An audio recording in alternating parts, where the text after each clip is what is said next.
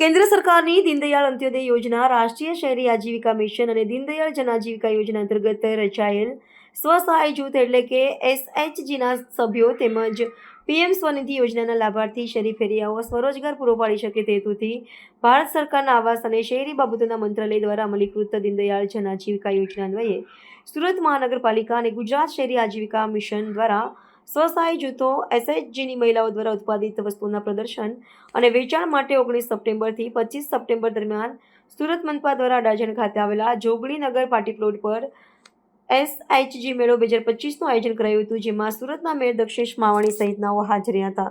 પટેલ કિંજલ કઈ પ્રકારનો સ્ટોલ લાગ્યો છે? અહીંયા નવરાત્રી મેળાનો સ્ટોલ લાગે છે, જે અમને SMC દ્વારા આપવામાં આવે છે, પણ આ વખતે અમને ગુજરાત લેવલ તરફથી આપવામાં આવે છે. એટલે એની પહેલાં અમને દર એરિયા પ્રમાણે અપાતું હતું, પણ આ વખતે અમારે પ્રાઇમ માર્કેટ લોકેશન પર જે રીતે વેચાણ થાય છે એ રીતે અહીંયા આપવામાં આવ્યો છે. અમે હાથથી બનાવેલી વસ્તુનું વેચાણ કરીએ છીએ. તોરણ છે, કુર્તી છે, ફ્રોક છે, પછી આ છે વેસ્ટમાંથી બેસ્ટ, જે ગણપતિ વિસર્જન વખતે ગણપતિના મુગટ અને જે માળાને એવું જે બધી વસ્તુ હતી એ અમુક વસ્તુ આપણે કૃત્રિમ તળાવમાં જે નથી જવા દેતા, તે વેસ્ટ વસ્તુમાંથી અમે બેસ્ટ વસ્તુ બનાવીએ છીએ. તેમાંથી પણ અમે તોરણ ને ઘણું બધું બનાવીએ છીએ. બીજું છે આ નાના છોકરાના કેડિયા, ચણિયા ચોરી છે, તોરણ છે, એવું બધું અલગ અલગ પ્રકારની વસ્તુ છે. આવા હેંગિંગ છે અમારી પાસે.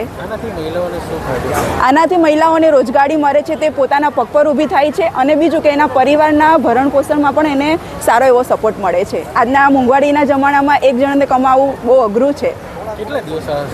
8 દિવસનો સ્ટોલ છે અમારે. આજે મહાનગરપાલિકા પરંપરાના ભાગરૂપે દર વર્ષે નવરાત્રિના મેળાનું આયોજન કરતી હોય છે, પણ આ વર્ષે તો ગુજરાત સરકાર પણ આમાં જોડાઈ ગઈ છે. ગુજરાત આજીવિકા મિશન પણ આમાં જોઈન્ટમાં આજે આ મેળાનું આયોજન કર્યું છે.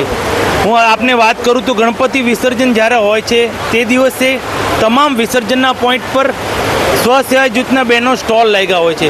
તેમાંથી ગણપતિ બાપાના વાઘા હોય, એના ઓર્નામેન્ટ્સ હોય, એને સ્વસહાય જૂથની બહેનો એકત્રિત કરતી હોય. એકત્રિત કરીને જ્યારે નવરાત્રિના મેળામાં આવે ત્યારે તેનેમાંથી વેસ્ટમાંથી બેસ્ટ બનાવી અને પોતે આર્થિક રીતે મજબૂત થતી હોય છે.